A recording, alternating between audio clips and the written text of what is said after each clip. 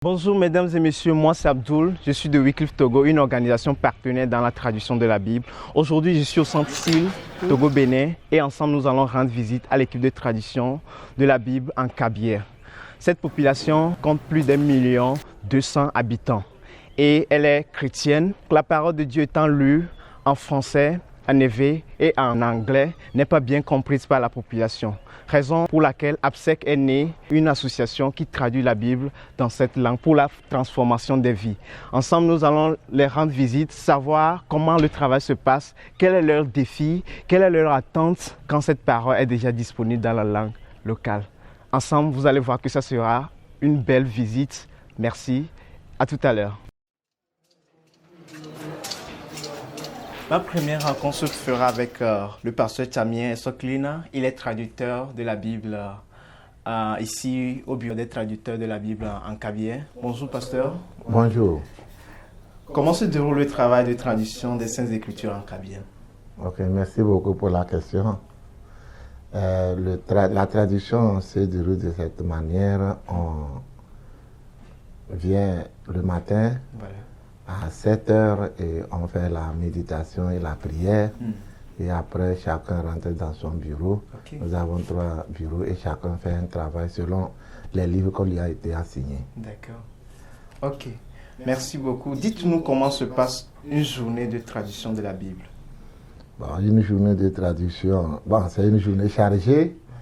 Quand on vient, lorsqu'on prend un livre pour traduire, il faut faire d'abord l'exégèse, des recherches pour découvrir vraiment ce que le sens dit de ce verset avant de maintenant proposer une traduction.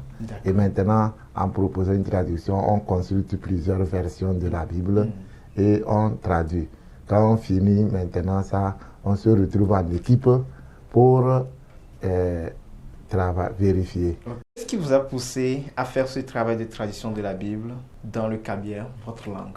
Ce qui nous a poussé, premièrement, il y a le Nouveau Testament qui a été traduit aidé par la SIL. Et les gens commençaient à utiliser ce Nouveau Testament. La première impression était épuisée. On a lancé deuxième impression, même jusqu'à troisième impression.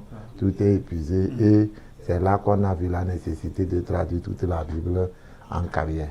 Donc vous avez commencé l'Ancien Testament? Oui, nous avons commencé l'Ancien Testament en 2005. En 2005? Oui.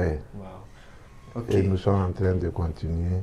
Nous sommes presque vers la fin de la traduction de l'Ancien Testament. Ok, vous pouvez nous dire, pasteur, vos objectifs quand le Nouveau Testament est déjà disponible, ce que vous traduisez, quels sont vos objectifs? Nos objectifs, premièrement, que les gens puissent utiliser cette Bible, que les gens lisent cette Bible et se convertir, devenir chrétiens. La transformation des vies. La transformation des vies. D'accord. C'est ça qui nous a amené à traduire et nous voulons que le peuple kabyère aussi connaisse Dieu à travers la Bible. Ok. Merci beaucoup, pasteur. Merci de nous avoir reçus et que Dieu vous bénisse abondamment. Merci beaucoup. À vous également, que Dieu vous bénisse. Amen. Bonjour, monsieur Batana Rouben. Oui, bonjour, monsieur. Aujourd'hui, nous allons parler de la traduction de la Bible que vous faites en Kabyère. Ouais. Vous jouez quel rôle dans cette équipe de traduction de la Bible en Kabyère? Il faut dire que je suis administrateur de l'équipe Kabyère. Ok, merci. Quels sont les livres disponibles dans la langue kabyère? Dans la langue kabyère, nous avons le dictionnaire, nous avons le Nouveau Testament en kabyère, nous avons le livre de la Genèse en kabyère, nous avons le livre du prophète Jonas, nous avons le livre de Esther et nous avons également Josué. Quoi de plus merveilleux? Le Nouveau Testament est à 1600 francs. On peut le trouver ici à la SIL, chez nous dans le bureau des traducteurs. En ville, on peut le trouver dans la librairie de M. Nicolas, qui n'est pas loin d'ici. Il y a également une librairie au niveau de Terrain Asco, qu'on peut également trouver toujours à 1600. Ok. Monsieur Batana, quels sont les défis que vous rencontrez dans ce travail? Les grands défis que nous rencontrons ici, c'est surtout l'état de santé des traducteurs. et quelquefois l'indisponibilité également de certains conseillers et qui peuvent également affecter l'évolution du travail. Quels sont les apports de l'Église dans votre travail? L'Église joue un grand rôle parce que c'est l'Église qui constitue l'association de l'APSEC et sans l'Église, rien ne peut marcher. Donc l'Église participe dans les activités et financièrement également dans l'évolution du travail de l'APSEC. Ok. Merci beaucoup pour ce temps que vous nous avez accordé. Oui. Maintenant, votre mot de la fin.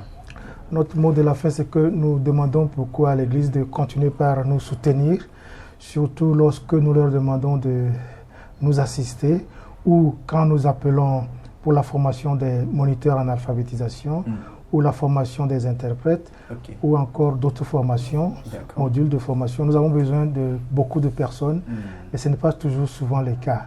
Donc nous les appelons à continuer de nous soutenir et quand nous les appelons, qu'elles répondent massivement pour nous permettre d'avancer dans le travail. Ok. Merci beaucoup, Monsieur Batana. Merci beaucoup à nos chers téléspectateurs. Alors moi, j'ai ma Bible en caviar et je vous invite aussi à venir et acheter votre Bible, la Bible en caviar, la deuxième langue du pays. Et c'est très agréable à lire la parole de Dieu en caviar. Merci. Merci infiniment.